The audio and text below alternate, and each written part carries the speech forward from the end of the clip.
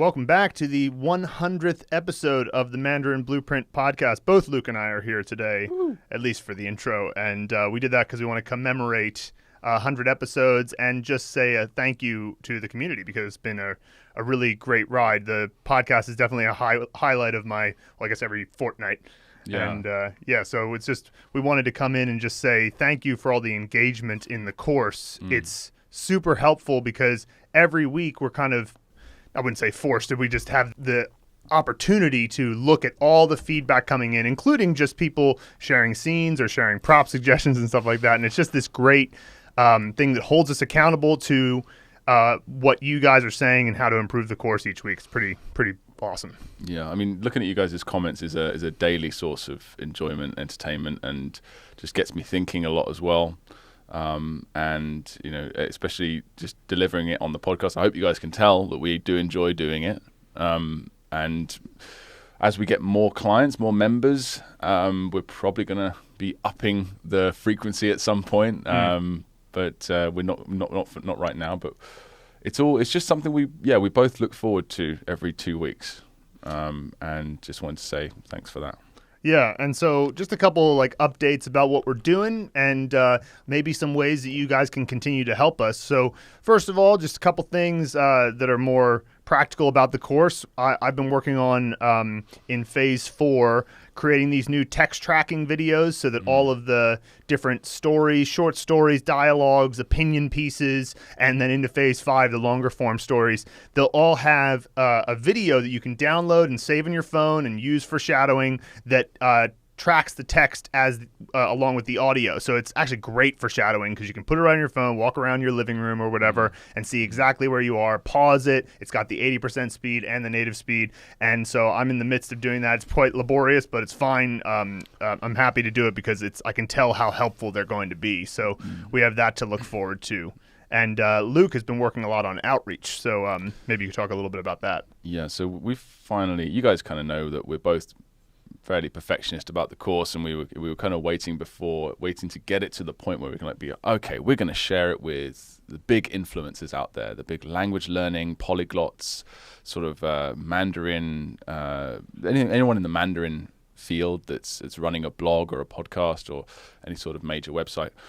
We've decided that it's time to start sharing our course with the world properly, officially, and we're contacting as many people as we can each week in our spare time and just opening up a dialogue with them and seeing if they'll feature us on their podcast or vice versa.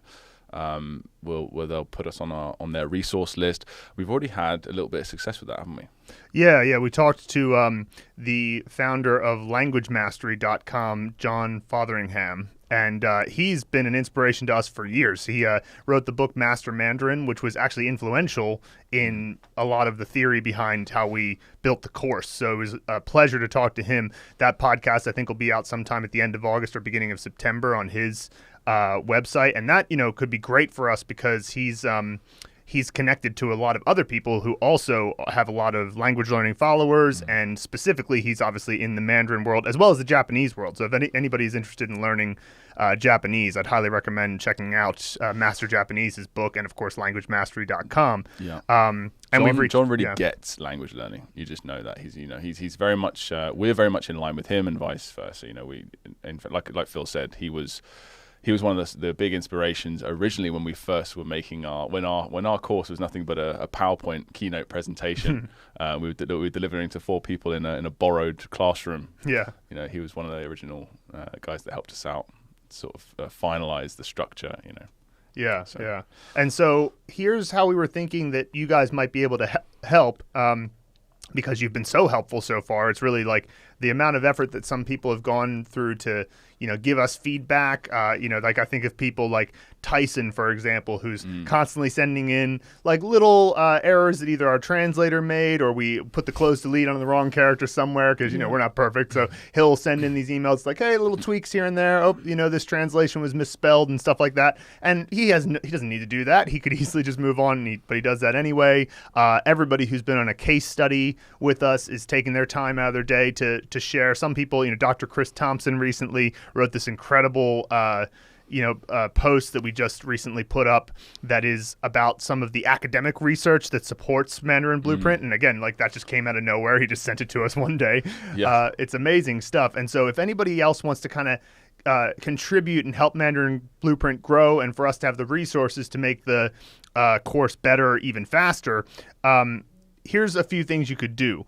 One, we have this post, a review that came up on alllanguageresources.com. And the reason that happened was because somebody on the course, do you know who it was actually? I can't remember, but it was in the actual review itself. All Language Resources, if you guys aren't aware of it, it's a fantastic website. It's just what it sounds like. It's just it's got aggregated all of the major resources. I can't see one that's missing, and I've used all of them, and reviews them. It also just gives you great like resource lists, YouTube podcasts, whatever you want to learn any language.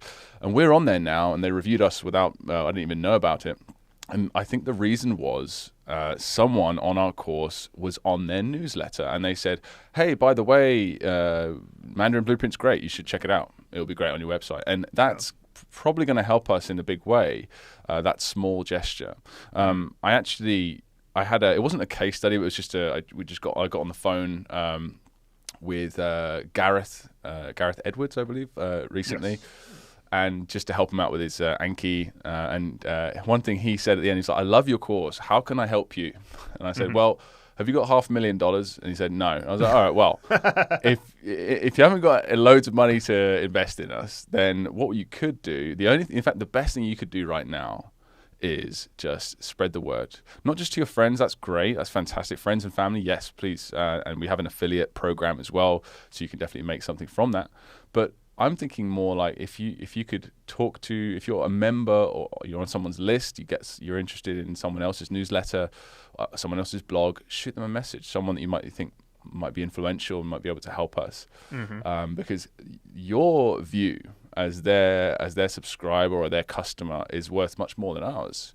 Right, yeah, and there's lots of possibilities. There's podcasts, YouTube channels, blogs.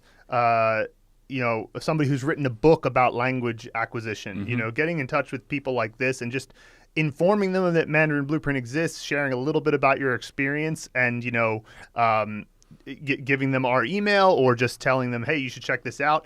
It's surprisingly helpful how much that influences people's feelings about us if we then contact them. The fact that they were contacted by somebody else. And social media as well. If you're on Reddit, and someone's like, "What's Mandarin Blueprint about?" Or make a post about us.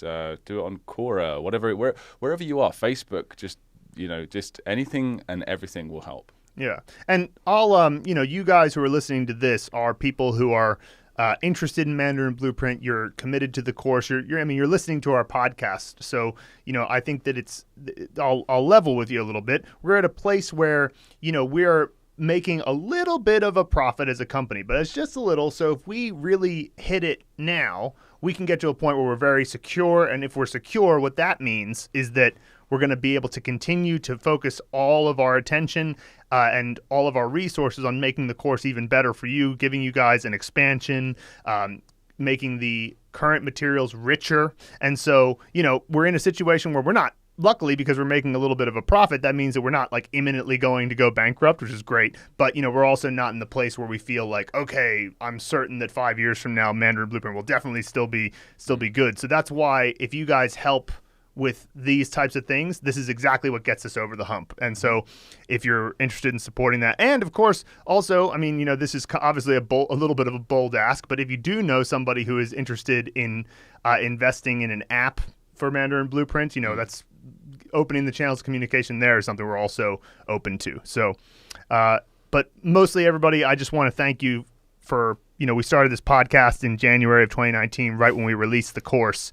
And as we say, it's been this great source of enjoyment for everyone. So we didn't have anything in mind about, any sort of financial success, and we still don't really, that's still not the main the reason why we're talking about the money side of things and where we are is purely because we want to keep doing what we're doing. Oh yeah, we're not trying to do this. Once we're millionaires, we'll run out. We want to make it easier for everyone to learn Chinese, and I think we're doing that in a huge way. I see when everyone gets to level 13, and they're just like, I can read and understand Chinese, the taxi driver understands everything I say. That's why we do it. Thanks so much, everyone, and we'll transition now to the main podcast. And just thanks again, and we'll keep doing this every week. Hello and welcome back to the Mandarin Blueprint Podcast, episode 100. Thank you guys for listening today. I hope you enjoyed that little preamble as well. Really meant everything we said. We're so happy to do this every week. It's the highlight of our every fortnight, rather, for each of us. So today we're going to talk about a grammar point, chúle.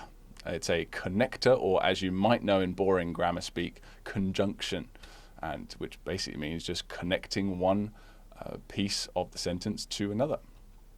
So chúle is a really common one, and it's going to be very useful, something you'll be able to apply immediately.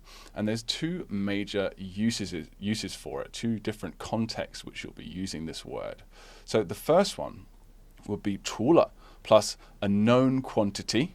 So the first context is if you want to emphasize that there's more than meets the eye in a situation. In fact, I suppose this is the less common of the two contexts. I would guess that, based on my experience learning Chinese. So you say chúle and then a known quantity of something. So except for this, there's also this. That's basically what we're trying to communicate. So except for chúle, this known quantity, yǐwài, you can add yǐwài as optional, that's why we put it in brackets, and then you would go on, that's the first part of the sentence, and then you would go on to add háiyǒu, there's also, and then you would say what else that is there. And the second context would be this is the most common way, I suppose. You would want to make a general statement with a clearly defined exception.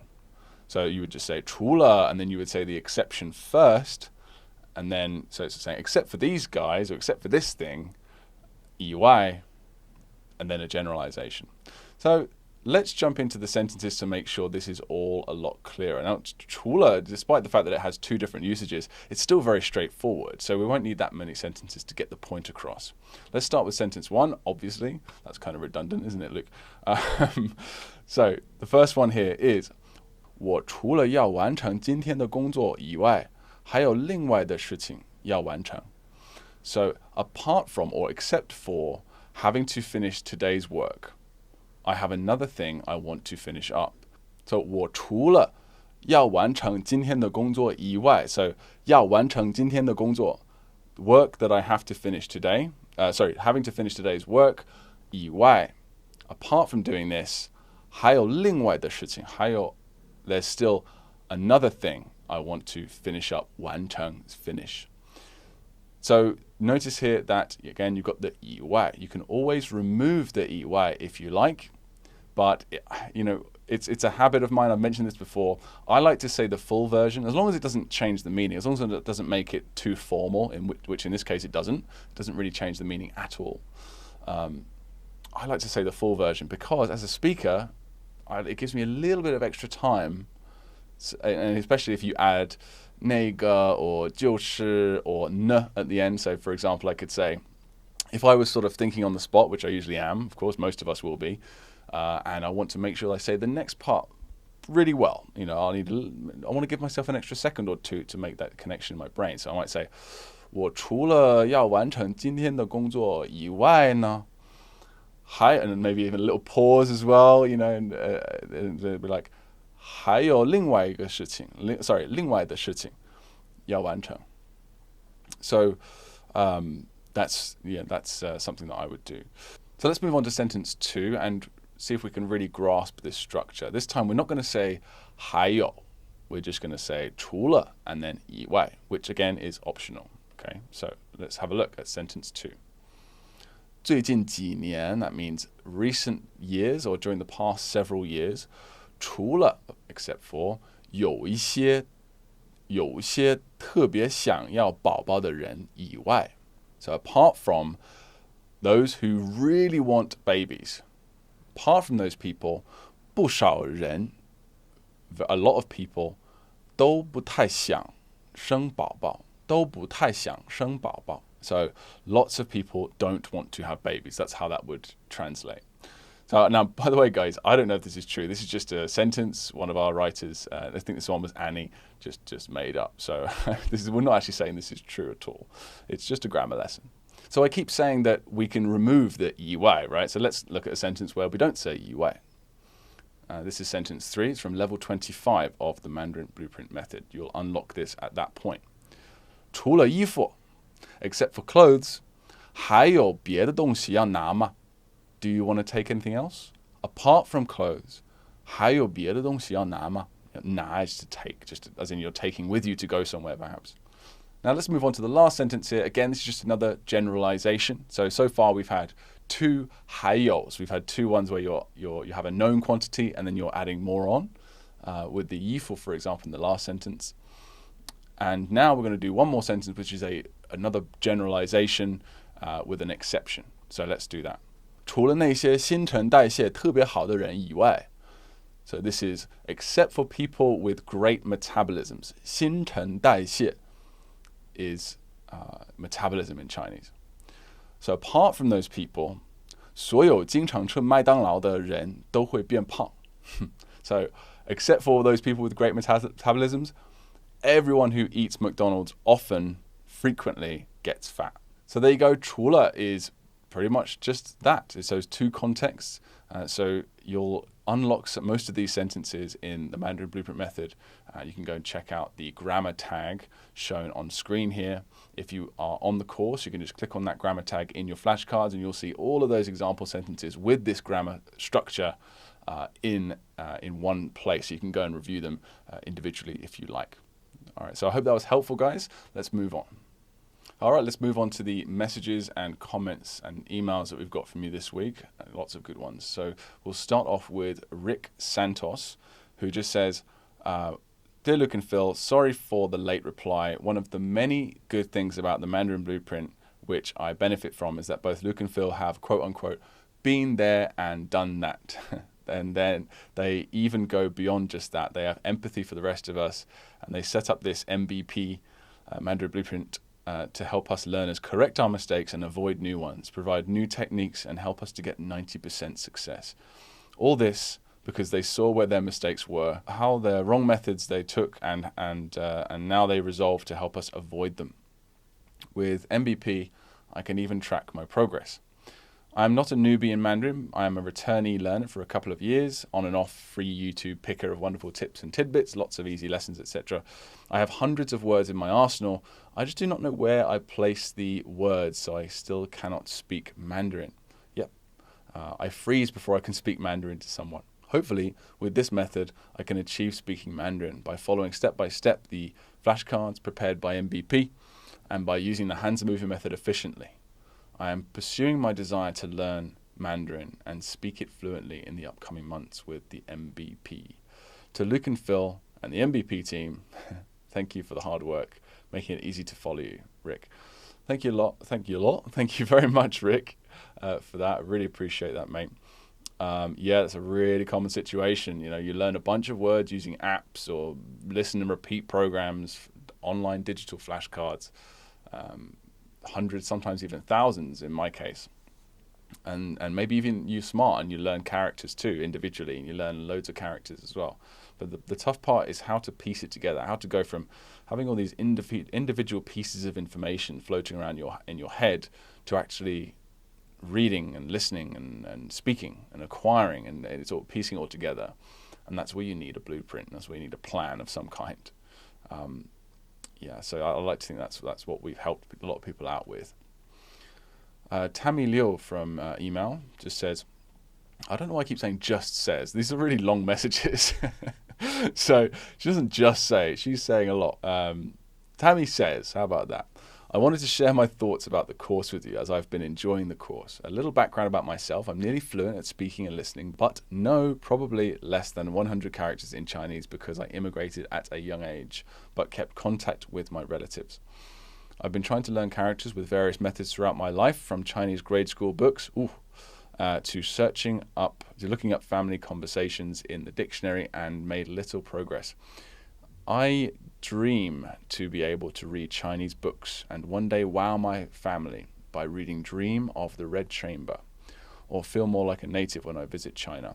That's so funny. You say 红楼梦, Dream of the Red Chamber, because another, I'm sorry, I can't remember her name. I think, Bardin, Sarah Bardin, I believe, recently sent in a really nice article. It's like a case study, just reviewing the course and her experiences. And she has either fiance or husband. Yes, husband who's Chinese, and that's her dream too. She wants to be able to read Red Chamber, Dream of the Red Chamber, which is just weird. It's just a bit of synchronicity there.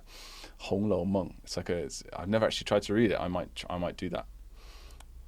It seems to be all the rage.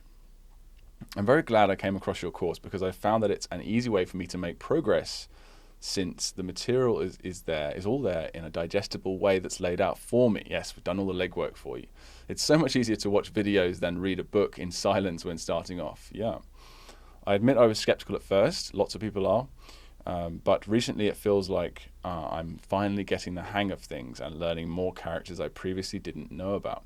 I skipped most of the pronunciation course, but now I wonder if there are parts that would be valuable for me to watch, as most of my habits are from experience and habit rather than understanding. Well, that's a tough one. I'd have to hear you speak. But if you've been speaking since you were young, you've probably got great pronunciation. There are situations like, for example, a friend of mine's wife, she moved to Australia when she was 8 years old from China. So of course she was absolutely fluent, but now she speaks fluently in Chinese, but with a heavy Australian accent. That's just something that happens. But she's got no problem understanding and no problem communicating whatsoever, just a very heavy accent. So, yeah. Who knows? You might pick up a thing or two. I do have some feedback about the course that I think could improve the experience as well. It would be awesome if there was a way for people like me to get a condensed version of the pronunciation mastery course, or even clearer guidance on where to start Mandarin Blueprint for someone in my position. It felt awfully dry at first until I started encountering characters I didn't recognize. Yeah, so this is I can understand this. If you're fluent in Chinese already, which the course is not aimed at, to be fair, then yeah, we spend a lot of the 6 hours of the meat of the course teaching over 200 words and phrases, and we use that as a way, or like vehicles for practicing the sounds, which is way more fun than drilling, because people can learn survival Chinese, how to get by in Chinese at the same time as picking up native pronunciation. But we do, there's other parts where we're like, we really want to include this word as an example, and maybe it's not 100% necessary to pick up the pronunciation. So I think it could be a good idea, because we have a ton of people who have experience learning Chinese. They're maybe even intermediate or higher. I've had people that join our course that have passed the HSK 5 already, but they wanted to relearn certain things and what have you. There's certainly a way we could make like a fast track for both the pronunciation and the main course as well. We'll definitely consider doing that. But we've got, we should be able to get around to that at some point soon. Next, we've got, in some of the earlier videos, the logo tends to obstruct the Okay, by the way, we're getting this sorted out, because we've had a bunch of people, because we're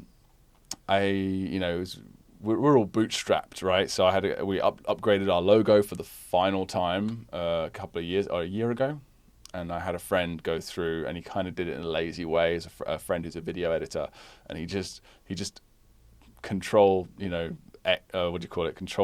just pasted the logo in every second of every video, and it didn't go through. And anyway, so it blocks sometimes in the pronunciation course, but we're actually in the process of removing that logo right now. So in a few weeks, it should all be sorted. Another point for improvement, it would be really great if there was an autoplay feature. Oh, okay, so I've also got a story about this.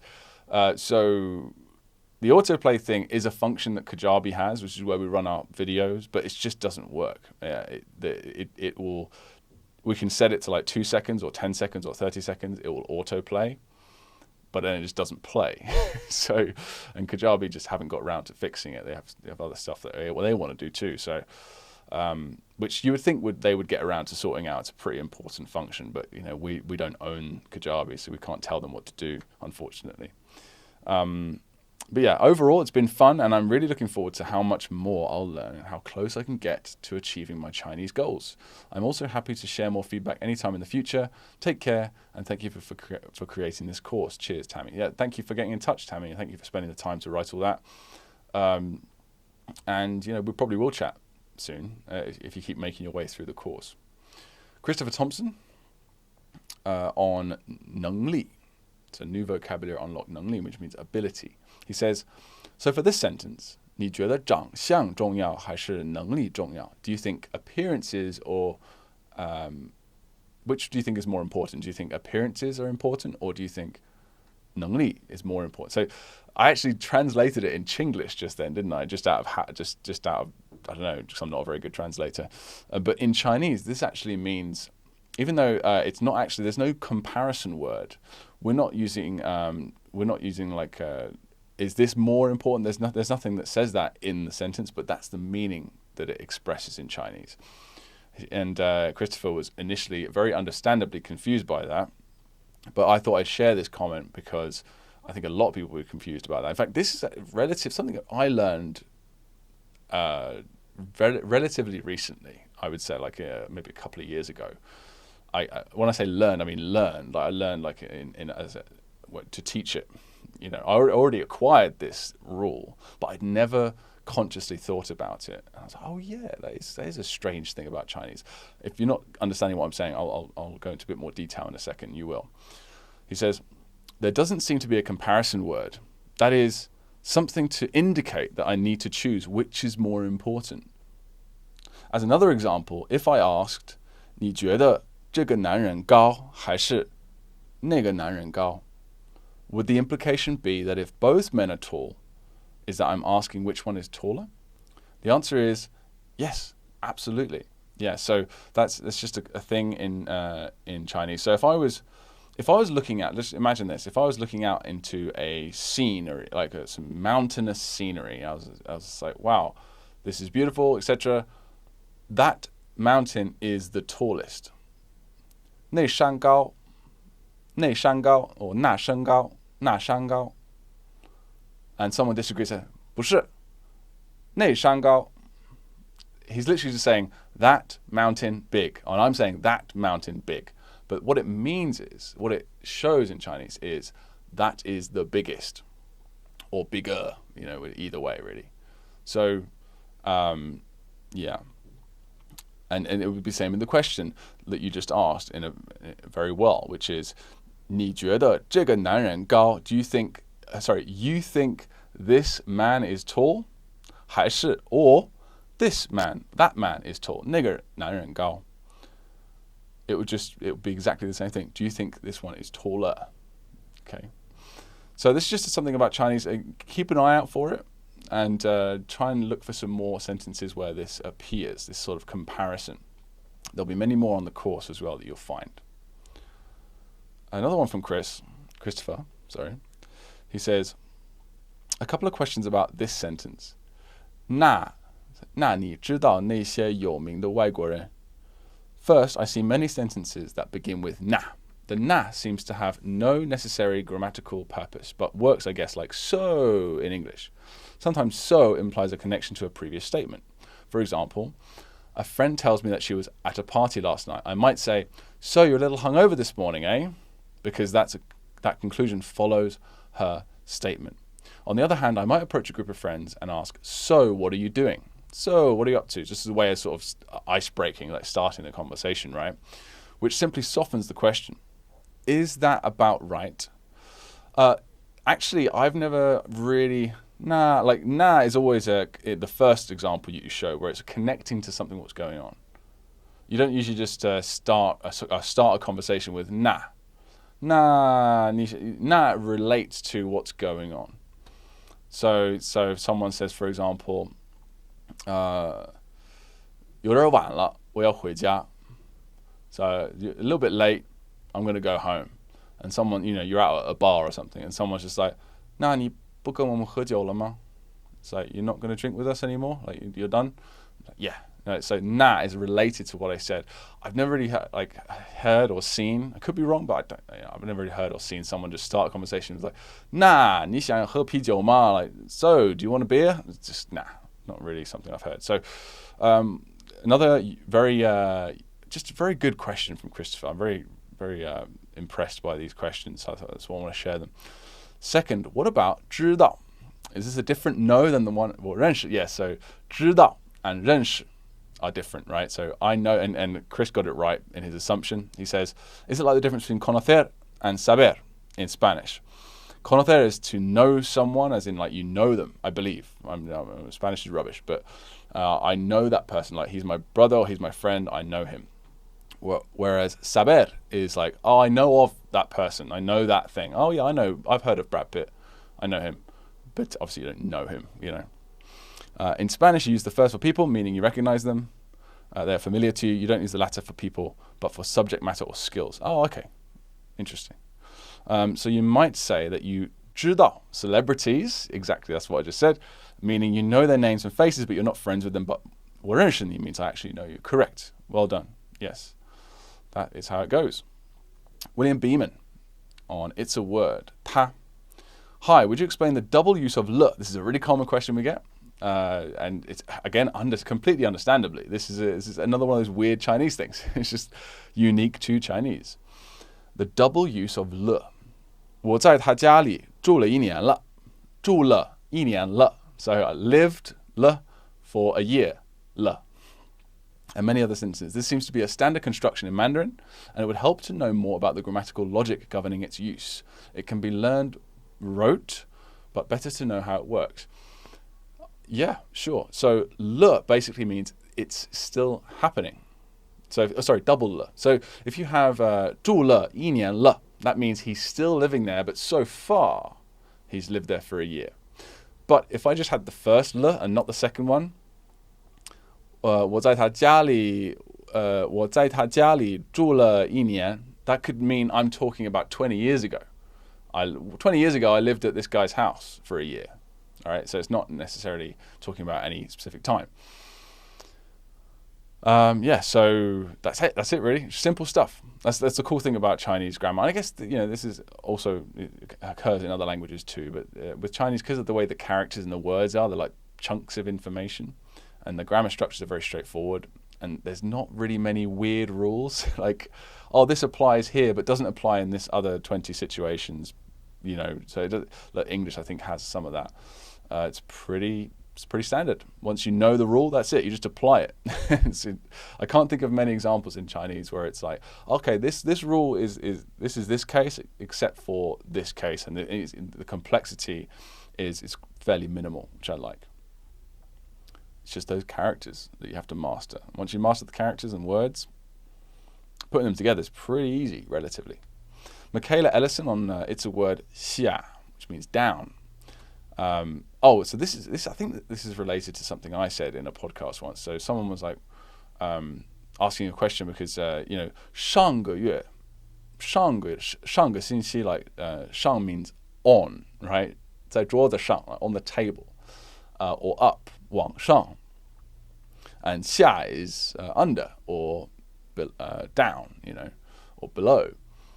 But then to use 上个星期 as last week and 上个月 as last month, or 下个月 下个星期 as next week, it just seems weird because we don't see time that way, But I said at the time, I always, this is how someone taught me, and I can't remember who taught me this, but it just worked for me. I said, imagine Chinese time starts at the top, starts in the sky, and it goes down, and at your eye level, it's the present.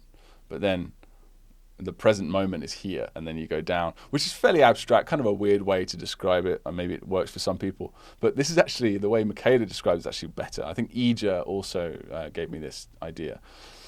And she says the way to envision this, so you can remember the idea that 上 on week, on last week, 上个星期 means last week, and 下个星期 means next week.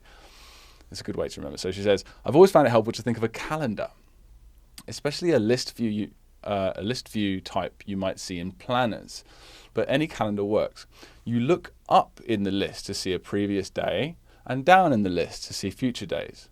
For a hanging calendar, you would turn the page from the top to see the last month. So you'd flip, 上个月, and flip up the bottom page, 下个月. Yeah, it's just such a cool, it's way better than what I said. Yeah. So anyone out there who wants to remember 上 and 下, like which one do you use for next and last, imagine the calendar. Thank you, Michaela. Christopher Thompson again on vocabulary for 公斤. I think this is asking about someone's weight. So if someone asks you about your weight, he says, would a correct response to the above question be, 那不关你的事?不关你的事 means none of your business in Chinese. If you want a more rude one, you could say 关你屁事. I think it's 关, or is it 干? Maybe it could be both. I've only heard people say it, I've never seen it written. So 关你屁事, like 屁 means fart. So it's like, I can't translate that. But I don't even know how would you translate that literally. But yeah, that's if you want to go a bit heavier with it. I will mention as well, I'm just on a little side tangent about that. The reason why I remember 干你屁事, it's like, as in to do, 干你屁事. I remember that very clearly from a scene in this beautiful film called 意义. I don't know the tones exactly for that, but it's Y-I, as in, E, the number one twice.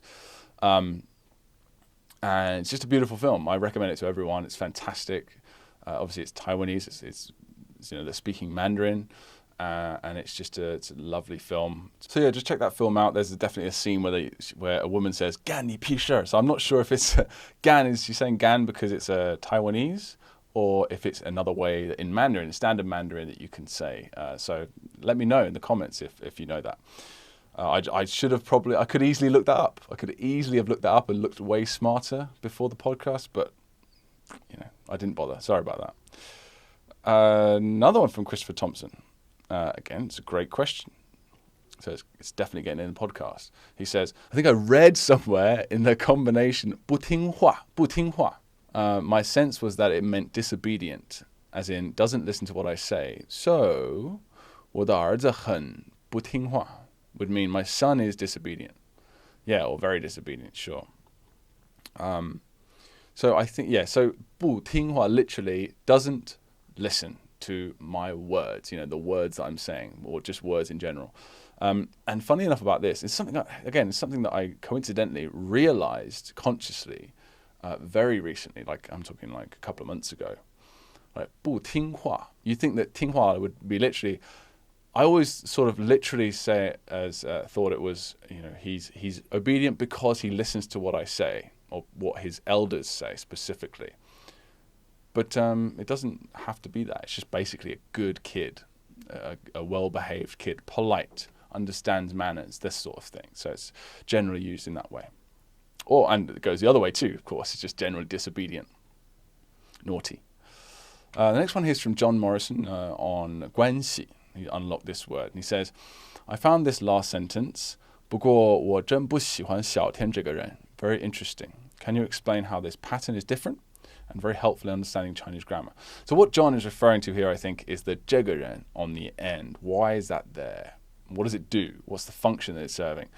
Well, I'll give you the translation in English with and without it. So, 不过 but 我真不喜欢小天这个人. So it's like saying I really don't like 小天, this guy 小天. I really don't like this guy 小天.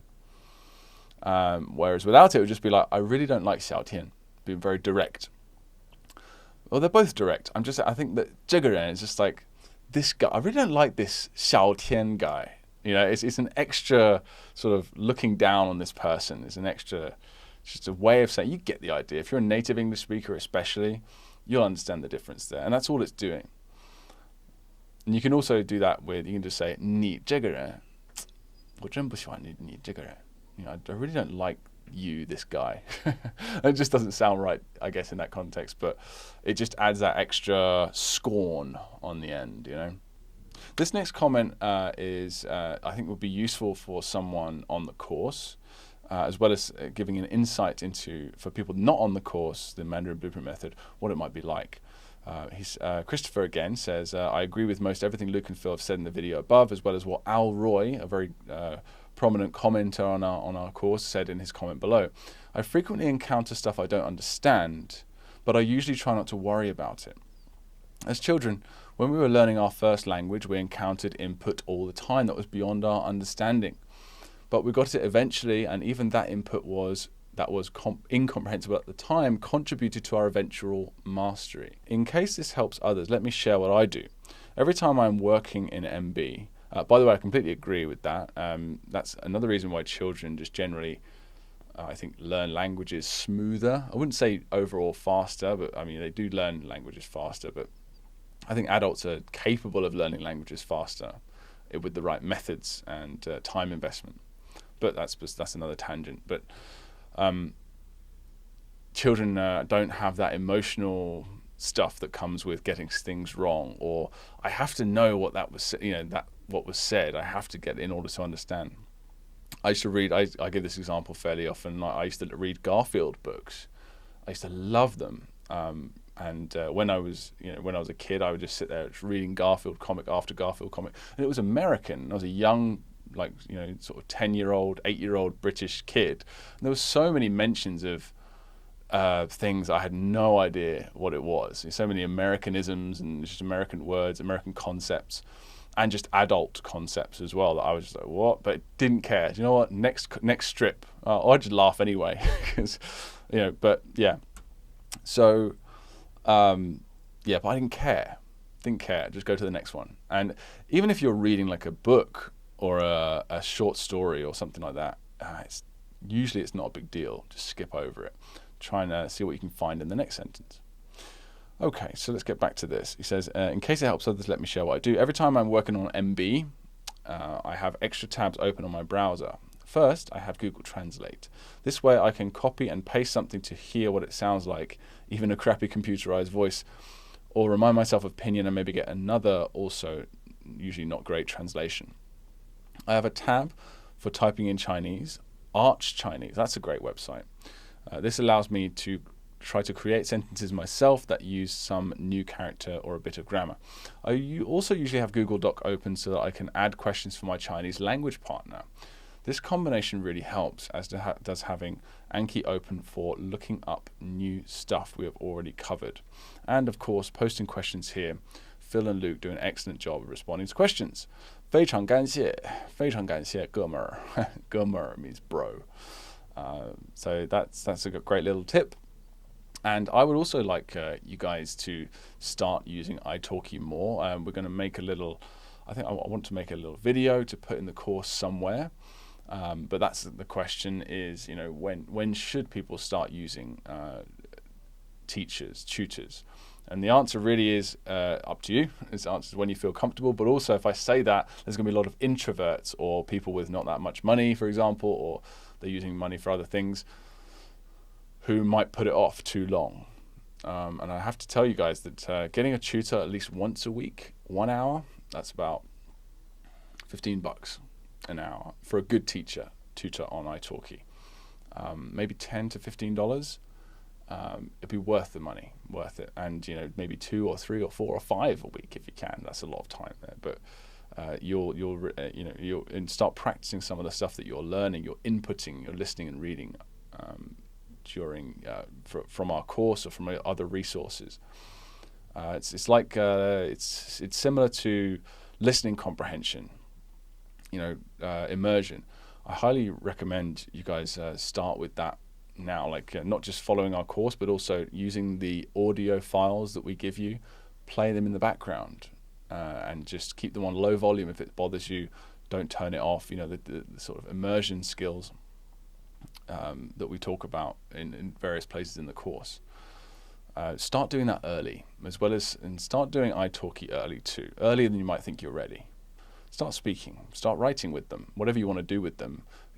Get some sort of output practice, guided output, and start listening as well on top of the course. The good thing about the listening, by the way, is that you can do it whilst you're doing other stuff. So you can be doing the course and have some stuff on in the background as extra.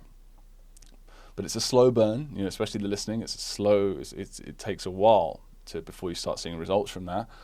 But the results are guaranteed. You definitely, every hour that you listen is going to be worth it. So that's just a side note there. Oh, by the way, whilst I'm just going off on endless tangents, I might as well mention I've had like an upgrade. In a few podcasts ago, I mentioned what I was doing with my comics. So I showed you a video of my screenshots that I made from my comics that I read regularly. And every time I see a strip or a box that I like, or with a word that I didn't know, or a word that I'd like to acquire properly, that I've heard before maybe, I zoom in, make sure it's nicely framed, and then I take a screenshot. And then I transform that into a Anki flashcard. And that's what I was doing. I was just looking at the images without bothering to do any sort of covering up the letters or whatever. And it was okay, but I'd find it overly time consuming, because sometimes there's a lot of text on the card. And I'd be like, why did I take a picture? What am I trying to learn here? So I finally got around to applying image occlusion. So this is an Anki add-on where you can cover up, well, anything really, but Chinese characters in our case, right? And it's not that time consuming to create, actually. You know, you can do one card every 3-5 seconds, maybe 10 seconds in total, including all the whole process. So 10 seconds for each card, 6 cards a minute, 5 minutes is like 40-50 cards. So, and you do that every day, 5 minutes, you'll never be able to do all of them. Do you know what I mean? So it's much far. It's very worth it, and it makes the whole process of reviewing these comic scenes or whatever much quicker. Now you're listening to this, maybe you're lower level when you're not ready for comics yet. In which case you can try Manga Mandarin. I think that's what it's called. Manga. Look that up. But it's an app that's just for low-level comics, and it looks great. So that's an example of something you could use if you were lower level. But yeah, so just something that I've been doing. So there should be a video playing next to me where you can see that, see how it looks, and it's worth time, I think. I'm getting a lot out of it. So let's move on there to the next question. Comment rather. John McCann, level 14 complete. Well done, John. As I've now completed level 14, I am beginning to struggle less with learning individual characters. I know the sentences are simple, but they help me to unlock, quote unquote, a word or two I may have forgotten along the way. And I have also picked up a lot of sentence structure, so much easier than studying Russian, French, or Italian. And I do a lot of individual character reviews in addition to Anki, but my speed is picking up. Well done, John. Cheers, mate. This next one here is from Tristan, level 19. So Tristan's doing really well too. He says, the video mentioned, I think this is a video, I accidentally mentioned this in a recent podcast, and it was put in a video. So the video mentioned that these levels still have the level completion videos and emails. Unfortunately, I haven't seen either in quite a while. I found those to be some of the most motivating aspects of the course. Would love to see more emails, videos in the future. Yes, we are, funny enough, we're actually in the process of making more videos. For anyone that's not receiving your emails, you need to turn on notifications. You only get, because they come directly from Kajabi's system. If you've turned off your marketing emails, and we don't send you any marketing emails anyway through Kajabi, so you can just turn them on. But that's how you get emails from us. So if you're way into the course and you haven't received an email, like a congratulatory, you've got a lot to look forward to, because you need to turn that on. Go into your settings and turn on marketing emails, and you'll get your nice big emails. And Phil wrote most of these, and they're really well done. They just talks about what you can do, what you've learned, what grammar you'll be able to wield now that you've learned certain characters and words, and what you've got to look forward to in the next levels. And so, but in regards to videos, no, we don't have videos for after level 36, but we're going to do them. No, sorry, after level 12 actually. We don't have those anymore, but we're going to work on those right now. We're doing that right now. In fact, we've already done like 2 each, for levels 14 to levels 13 to 19, I think, something like that. We've already knocked out a few, and once we've finalized them, we'll start uploading them gradually. Okay. Nathan Holiday on Anki Dex Inside, level 6 complete. He says, in the early stages, I used Homer Simpson for my prop on coal instead of the big lips, and I didn't realize how often this one was going to come up. I also have a couple of other ones that I wanted to change, but I'm not sure if it's a great idea. In the grand scheme of things, it's still pretty early, so my question is, what's your take on changing props and going back and re-encoding? I love that, re-encoding. At this stage, level 6, yeah, it's fine. If it was like level 26, I'd be like, don't worry about it. You know, it just. But even if it was that late in the game, your brain knows. You know, your brain is. You'll be able to figure it out. But it'll just add that extra second or two of like, wait a minute, was that? You know. So you don't want to be second guessing yourself. Yeah, but you can do it. It's not a big deal. Homer Simpson can go. Oh, Jackie Winters on Make a Movie for Xiong. He asked, can I ask, how does xiong differ from gēgē? This is a really common question, and it's all about morphemes. If you look at any It's a Word lesson, this is why the It's a Word lesson exists, because a lot of characters are just characters, and they all have meaning. Every single character has meaning. They're all morphemes. That's what a morpheme is. They're chunks of meaning, the smallest unit of a language. But not every morpheme can be used alone. We always use this word example, unexpected. So un is a morpheme in English. It's a chunk of meaning. That means something, that un. Expect is a chunk of meaning. It's a morpheme. And ed is also a morpheme. It has meaning. But only un and id cannot be used as words. Expect can be used as a word on its own.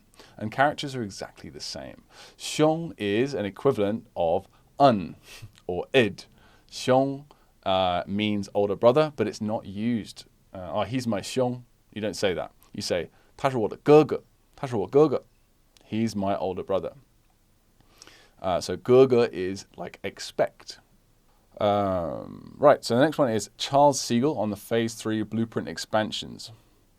So this is an important one because a lot of people on the course might need to know this. He says, are we supposed to be able to fill in the blanks of the sentences before moving on? Or is comprehension the goal? What about the tones? Without pinyin, my tones are all over the place. The recorded dialogue helps, but I can't remember them every time. Okay, so I would say the first two is your minimum. That's what you're expected to do, minimum. So you need to, the way our sentences are, we have close delete. So we delete one character. You need to guess what that character is. And you need to understand the sentence as a whole and understand what it's trying to say. And that's it. That's your minimum requirement. And then if you do that, you can move on. You've passed that card. Now, the extra stuff, what about tones? What about pinyin? My tones are all over the place without the pinyin. The recorded dialogue helps, but I can't remember every time. So, you know, to be able to ask yourself, to ask this of yourself, to be able to, I must not only understand the sentence, but pronounce it out loud perfectly every time and then pass the card. That's too much. That's too much to ask. That's a separate issue. You know, you can practice that sometimes, but that's so energy sapping if you had to do that every time. It's difficult for me as well to shadow out loud. It's tiring. You know, your mouth gets dry, your throat hurts as well on top of everything else, your brain hurting. So do that when you have lots of energy, maybe at the beginning of your session or towards the end or whatever. But don't do it constantly, and you shouldn't hold yourself to that standard. If you're having a problem with your tones, then you know you can spend extra time on shadowing, or you know reading out aloud what you're reading and listening to. But it's a separate thing that you should work on separately. And you can also, that's another thing, I mentioned tutors earlier, you can also get a tutor for that on italki to help you out and grade your pronunciation. But I think that shadowing on its own is more than enough to sort that out. But a tutor being there, if you have the money to pay them, or you know, if you the effort, the energy to maintain a free language tutor relationship. So there's that. So yeah, good luck with that. Charles, let me know how it goes. Next one here is Richard Krause on just look at how solid that foundation is. So this is the end of the beginner foundation course. Sorry. So this is 1,000 words, 600 characters. By the end of this course, this first course, you learn how to read and write all of them in sentences and understand them. So it's a great achievement to get there. I probably have come at the rear of the race, quote unquote, starting from near zero Mandarin knowledge, albeit surrounded by Hanzi and Chinese characters in Southeast Asia for 24 years. I have averaged fewer than 2 characters a day. I took up Mandarin Blueprint on a whim, thanks to a recommendation, with very little confidence in making it this far. Thanks to Luke and Phil and your team for your endless content. Will I ever catch up? Well, at 2 characters a day, maybe, probably not, because we're going to keep putting out new stuff. Well-organized platform and virtual coaching. I have been motivated to study every single day, and MB was especially wonderful to have during the COVID-19 lockdown period. After a short rest with 250 Anki cards a day to whittle down, I will be pleased to soldier on. That's just fantastic. Thank you, Richard. Thank you very much. Irene Ong on Make a Movie for Yu, which means Jade. She says, does it mean that as we progress along, we can drop off the set when making the movie? Will it make a difference if the character can stick in our memory? Well, I mean, if you're doing it, it shouldn't be that hard to remember the set. It is a problem that a fair few people have, especially early on. So I can't remember my set, but it's pretty easy to solve. And it's a big part of the method. Remember it. Having the set there. It's the pinyin, and you need that to attach to. It's the way Chris Thompson described it, I thought was very good, is every aspect of this memory palace technique is like a handle on a bop it. Is it bop it? I don't know what it is. I'd never had the toy myself, but I'd seen it. One of those that bop it things. It's like a handle, and that handle, or hook, if you like, that can explode into all sorts of other links to your other parts of your brain. And what I'm trying to say is, if you get rid of the set aspect, not only will you find it hard to remember the pinyin spelling, because that's the final of the character that you're learning, but you're cutting away a handle, a hook that could help you remember that character in a pinch. So no, I don't recommend you do that at all. It will make a difference. I don't know how big of a difference, because no one has ever not applied the sets to the method that I know of, but I would not recommend it. Next one here is from Dom Thompson, and he just says, 30 characters today, a new record. Isn't that just amazing? Level 42, so he's still got a long way to go actually. Like he's probably 70% done, so it's pretty darn good. Level 57 is the end, so maybe 78% done. 30 characters a day he's doing. Isn't that great? So that's learning how to read, as in understand the meaning of a character, pronounce, or at least one of the pronunciations, and write it. So he's learning how to do that for 30 characters a day, using the method. I don't know how long Dom's spending on each character, but I remember him saying like a minute or something. So, wow, well done. I believe, I'm sure that you can do 100 a day once you get towards, if you really put in the effort. But I mean, wait a minute though. I don't want to. I'm not trying to talk down to you on this, because it seems like if you're talking about 30 days, 30 characters, and all the words and like all the sentences too, because that would be insane. Dom is also capable of something like that as well. So, but yeah, either way, it's still impressive. So well done, Dom.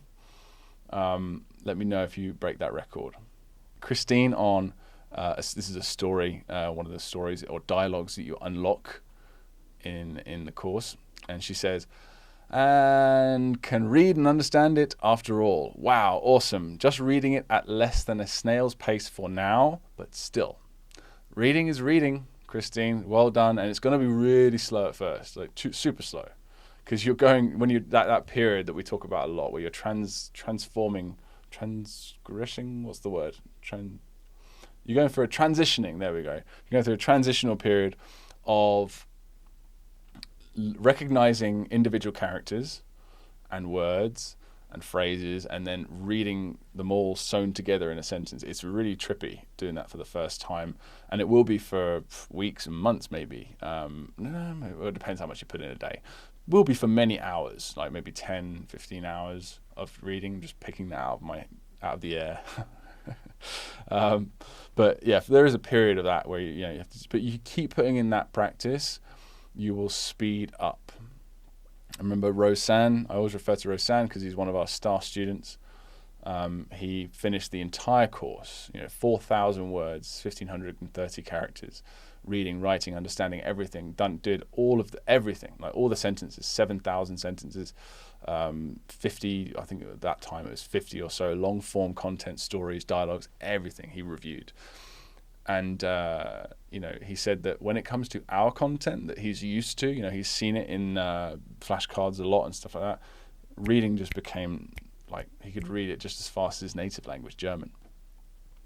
So it just takes practice. That sounds cliche, but that's it. Really, is that simple. So keep exposing yourself, keep reviewing those cards, and you'll be reading much faster very soon. Matt Schubert. On New Vocabulary Unlocked for Ganbei just says, this word almost got me into trouble when I first visited my Chinese partner's family in China. We all had big glasses of baijiu, like white spirit, is what they call it.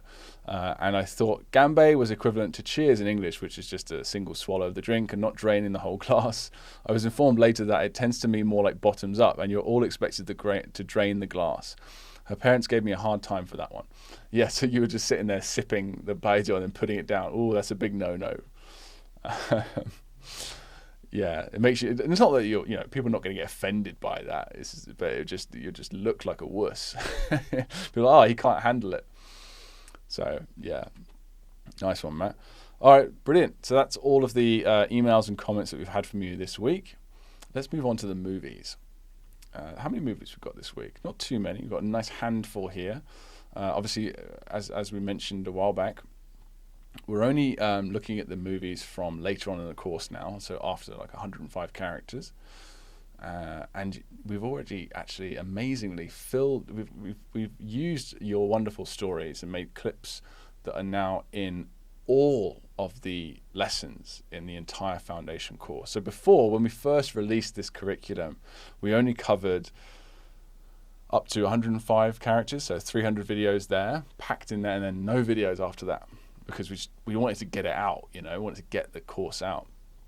We didn't have time to make it. But now, because of this podcast and reading out your stories, scenes on camera and cutting them up, we've now filled up the entire foundation course and a bunch of the intermediate course too. Obviously, that's still a work in progress. So we're taking only things that we for the intermediate course, people that are in that level, past level 37 and up. For now, anyway. Obviously, this could change down the line, but this, we have limited resources, so we want to focus it on the things that could enrich the course better. So Ramona says on make a move or 思, which means to consider, as in 思考. She says, my S character standing in front of the entrance of my childhood home holding a Rubik's Cube. That's a cool prop for that field component in one hand, and a beautiful red necklace in the shape of a heart on the other hand. So, dear Ramona, what would you pick? The cube or the necklace? The necklace, right? Like any other typical girl. So, dear, you consider me a typical girl. Well, that went a very different way to what I expected. So, maybe you didn't write this, but like I thought you were going to say, watch yourself, like considering, like maybe putting your hand here and like considering which one, and that's the end. But you use like a turn of phrase, like consider me a typical girl. So that's very audio. It's not visual. But I don't know, because sometimes Ramona, you don't mention all the details. I get that feeling from your scenes. You probably did do something what I mentioned, but you just didn't write it down. But in general, as a rule, guys, is just make sure that when you're imagining a keyword, you show it visually on some level. Like it has to be visual as well. I know people say, we're all Some people are audio-based. Some people are visual-based. But it's got to be visual because everything else can tend to slip away. Everything else is, in my opinion, is supporting the visual. You have smell, you have touch, you have sound, all this sort of stuff. But there must be some visual there to some degree. But I do love the fact that it's very simple. It's just, which one do you want? These two props, which one? And that's it. And that's all you need as well. Fantastic. So, Della Fuller on make a movie for, what's that? My eyes are so bad. My goodness. The computer's literally right in front of me. Like, my eyes are really bad, guys. All right, here we go. Du as in to read. Dumbledore has fallen on hard times since the end of the Harry Potter series. He has shown up in my childhood home kitchen wearing a trench coat and is opening each side to display the many Harry Potter books he has to sell my family. His pitch is that parents need to encourage their children to read, and these books will do just that. This is a hilarious setup, but again, just like with Ramona's story previously, for 思 as in 思考的思 to consider, I would recommend that you show someone reading in this. It's a good idea to always have that visual element. So it's a great setup. I don't know, you haven't indicated exactly what the props are, but I'm assuming that the trench coat is something, and the book maybe as well. But it should be. Oh yeah, of course, the trench coat, because it's mai, right? I can't see the component for the speech component on the left. I'm not seeing that. I might be missing it. Anyway, it doesn't matter. The concept that you're going for is really good, but show one of your parents maybe or yourself picking up the book and reading it or having a great time. Something like that at the end, show that Kodak moment that we often refer to. Show that. So basically what I mean is show all of your props, the actor and the keyword in one snapshot. Try to do that for every single scene.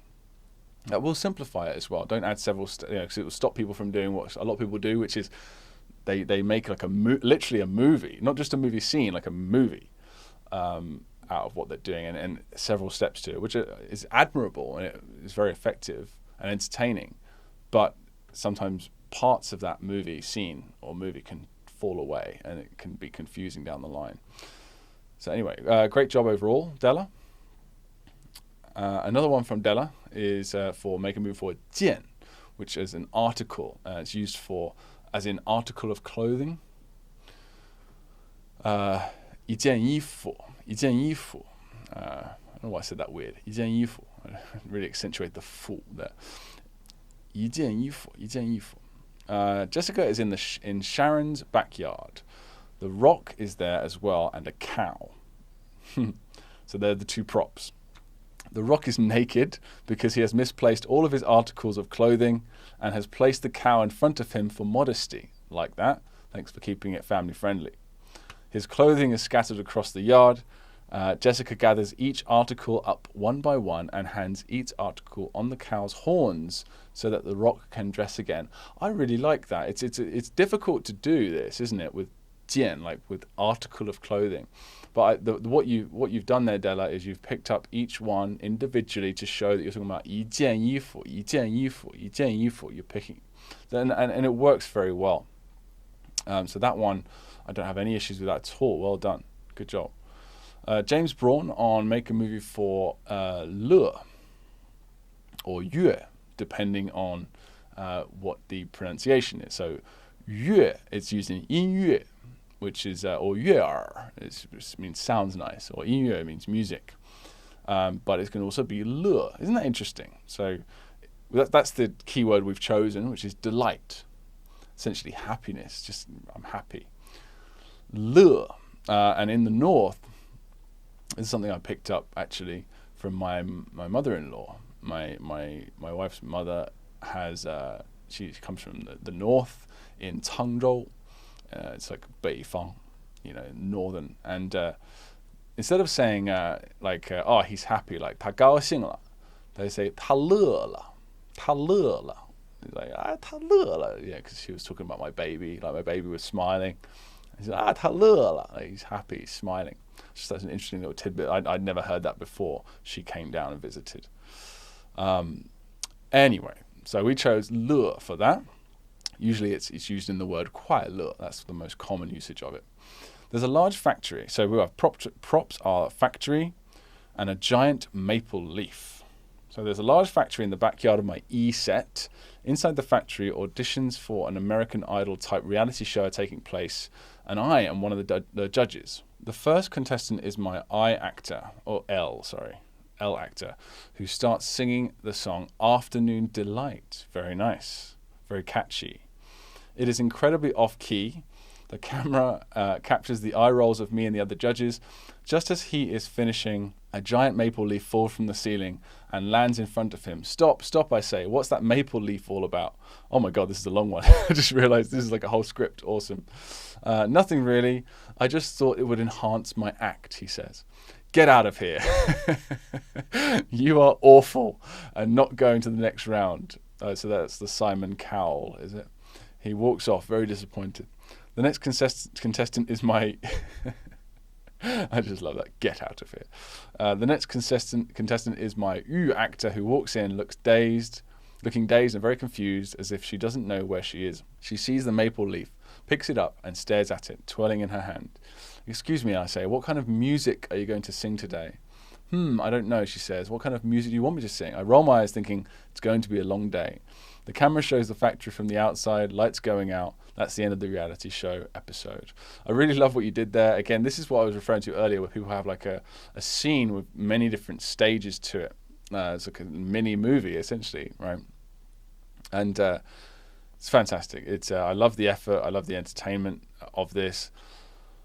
If you wanted to just like hack it, though, if you wanted like just to cut down the time and effort, you could just use that first scene and end there. But you know that, James, I can tell that you're just doing it because it's fun.